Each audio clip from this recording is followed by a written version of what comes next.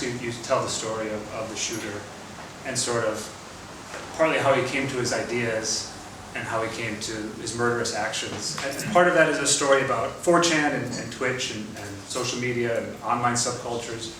But it's also a story about Charles Darwin and his infamous cousin, Francis Galton. And that's part of, I think, the ambition of the book, is to hold these two things together, hold that history with the present. So I wonder if you could talk to us about how you understand those things working together and how we can take all that in and keep it in view. Yeah, I mean, one of the things that prompted me to write the book was when I read about the Peyton McGenron case, which is the one that I read here. I contacted somebody from Hope Not Hate, and he sent me a full copy of the manifesto. So I read through that very carefully, and I noticed that he was dipping into deep race science. Some of them fairly mainstream people, some of them very fringe people. And he was also using the language of eugenics. And it was a language very, very similar to what Galton, who was the person who founded eugenics, the cousin of Darwin, and in fact Darwin himself, because he was a deep racist, was saying about people being replaced by, the danger of people being replaced by people of lower natural intelligence, who were people from Africa, people from Australia, and so on.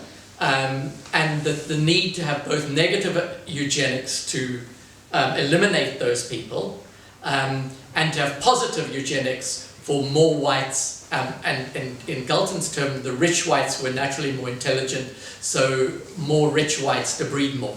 So, the ideas really haven't changed in that 150 years. So what I was trying to do with the book was to trace the trajectory of those ideas and how they haven't died. In fact, they're flourishing at the moment. Yeah, reading it, I was reminded of Frantz Fanon has a famous phrase that Nazism was the culmination of European colonialism. But in a way, part of this book is showing us that it actually hasn't culminated. It continues to echo. So I wonder, I mean, how deep does this go? I mean, how important do you think race science, eugenics is to our kind of modern, liberal, you might say, ways of thinking and doing? I mean, there's a lot of key figures that are brought into this story that maybe readers won't know about. I mean, Churchill gets mentioned. I think a lot of people know he was a virulent racist. But Keynes, the person whose room we're sitting in right now, Virginia Woolf, part of the Bloomsbury group as well. So there's quite a few people who might surprise people. So how central would you say this is? How important it is, race science in particular and eugenics, to this story? To the story? Well, I think one thing that's concerned me for quite some time, is that race science has been making a comeback, and at first it was insidious.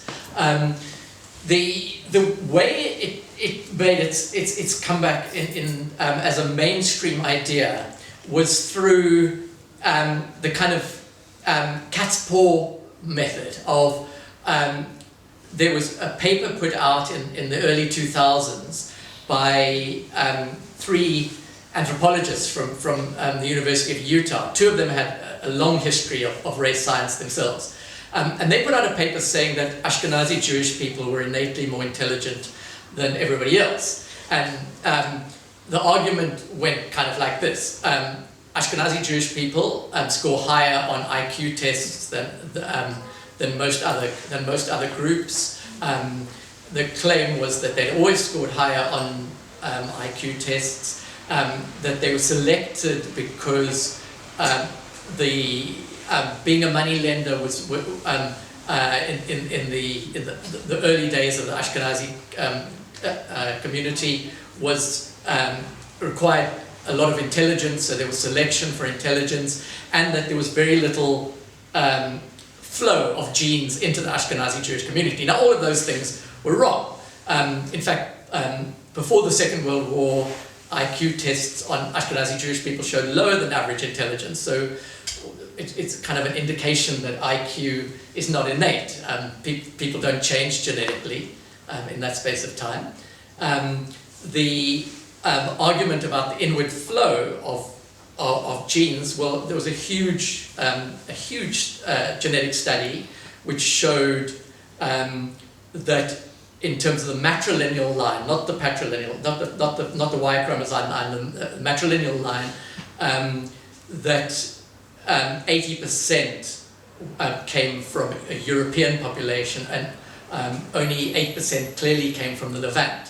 So there was clearly a huge flow of genes in and out of the Ashkenazi Jewish community, and very few people were moneylenders. The other argument he said was that Tay-Sachs and Gaucher's diseases were selected because they had a pathway to intelligence. That's also been disproved. There's no link to intelligence, and they didn't evolve through natural selection. They evolved through genetic drift. So on every point, that was wrong. But Steven Pinker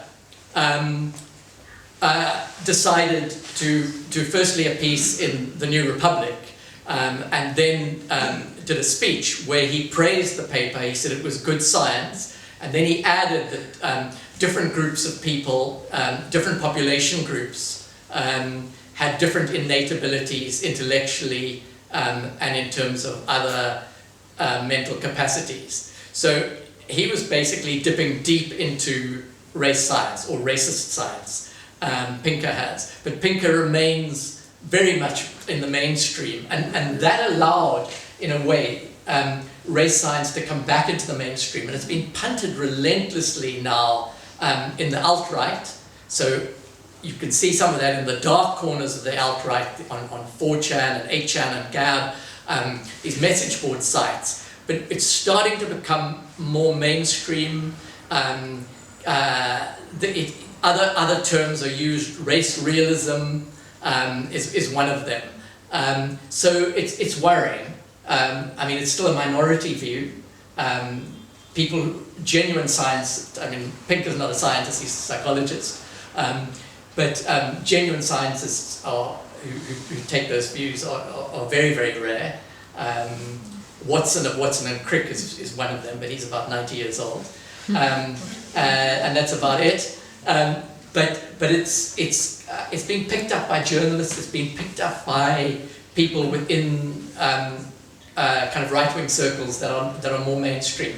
People like Jordan Peterson punting this relentlessly, Andrew Sullivan, the journalist, and others like that. So it does worry me. Sam Harris. Sam Harris is another one. Sam Harris has been absolutely terrible. Absolutely has punted a book called The Bell Curve, which says that the reason that poor people are naturally less intelligent, and the reason they're more poor black people in America is because they're innately less intelligent. The book with the bell curve. That's Sam Harris thinks it's a wonderful book, and he agrees with that point of view. So it's really worrying. I want to ask you more about this kind of mainstreaming of it, because there's a way you can tell the story where it just keeps becoming mainstream, bubbling up.